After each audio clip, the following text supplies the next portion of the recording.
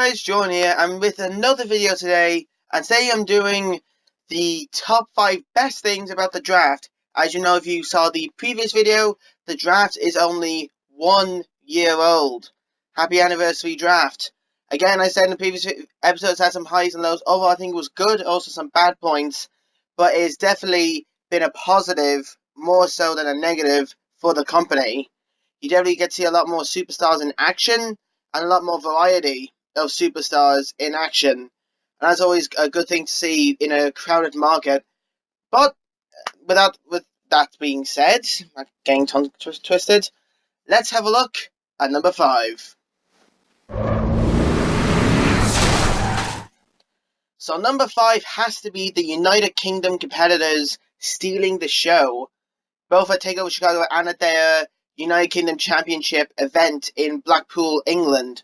Now, I do believe that they're doing a TV show for them, well, network show for them, and there's a lot of great superstars in the UK division. You got the current champion Pete Dunne, the first ever champion Tyler Bate.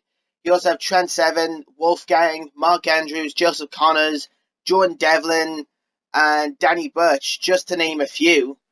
It's definitely an amazing idea from the company, and there is also some amazing indie British wrestlers like Will Ospreay, Marty Scurll, maybe Zack Sabre Jr., who we saw in the Cruiserweight Classic, could be tempted over.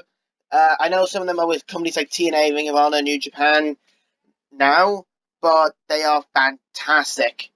Absolutely fantastic.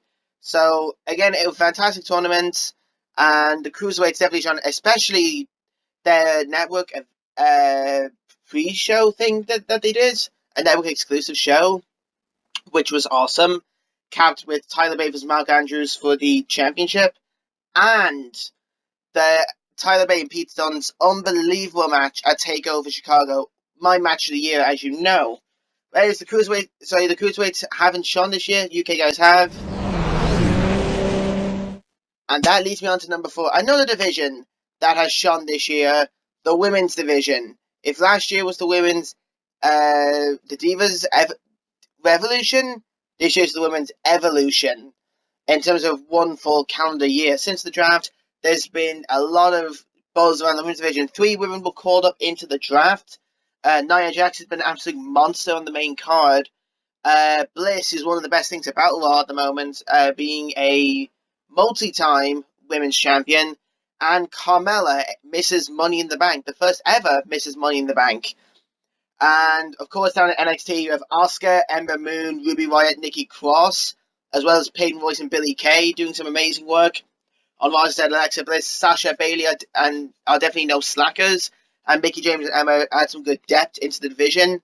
Then on SmackDown, you have Becky Lynch and Charlotte doing some amazing work. Again, as I said, Carmella, and you always have some seasoned veterans, Natalya and Tamina, and also you have the champion over there at the moment, Naomi. Again, there's been some historic matches over the past couple of years.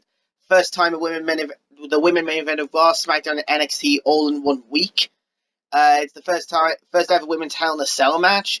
I think it's the second ever women's tables match. I'm not entirely sure.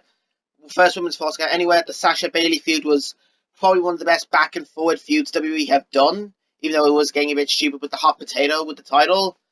And again, there's a lot of promise for the women's division, especially with the NXT girls. And I do think next year will be some amazing stuff from them. And at number 3, I have the WWE Network. The network has severely helped both brands this year, and especially with NXT. You have, of course, NXT. You have the takeover specials they air right before pay-per-views. You have the pay-per-views. 205 Live is not that bad. You also have some stuff that helps the shows after pay-per-views, like Raw Talk. Even though Talking Smack got cancelled, that was very good. Hashtag bring back Talking Smack. Again, you have the pre-shows on there. You pretty much have everything. Of course, some top of other stuff, network shows, like Ride Along, you get to witness superstars a bit more behind the scenes. You get to see the superstars in Superstar Inc. With Corey Graves. Bring It to the Table is probably my favorite show on the network, because with Corey Graves, Peter Rosenbloom, I want to say, and JBL, where they discuss what's happening in WWE. That's one of my favorite shows. Even though the Edge and Christian show doesn't really link in with the current day product, it's still pretty fun.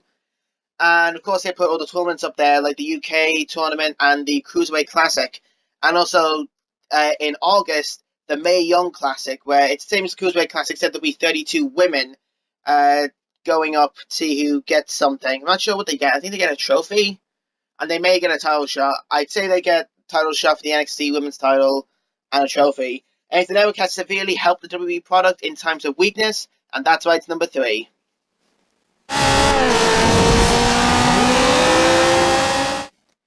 And number 2 for me, this is a bit more personal, but the Big Four feel massive again.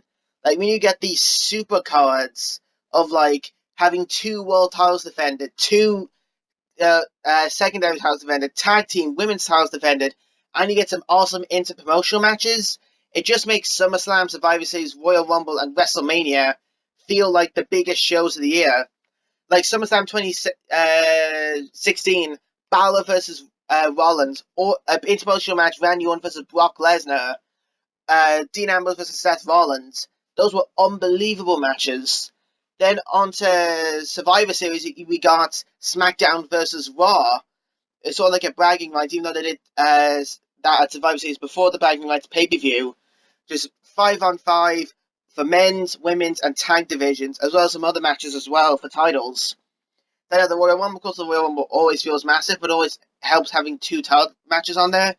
Then at WrestleMania, every single title defended.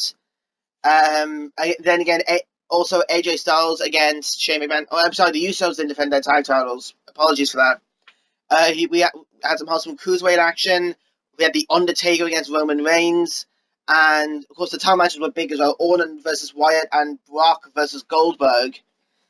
Again, it just really helps seeing when the 2 rosters come together for these super shows. They feel massive, especially with NXT TakeOver the night before. It just feels humongous. And that's why it's my number 2, personally. At number 1, it has to be this. It has to be the amount of the amount of real stars and superstars WWE have created the past year. Again, the 6 people you see in the ring fighting at the moment against 2K17, so I need to get some stuff. Those guys in particular. Samoa Joe, he came up in January after the Royal Rumble. He's been wrecking house, and he's got a Universal title match under his belts.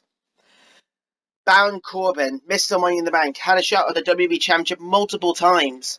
Has gone on to be one of the best heels on SmackDown. The Miz had a career renaissance because of Talking Smack. # bring back Talking Smack.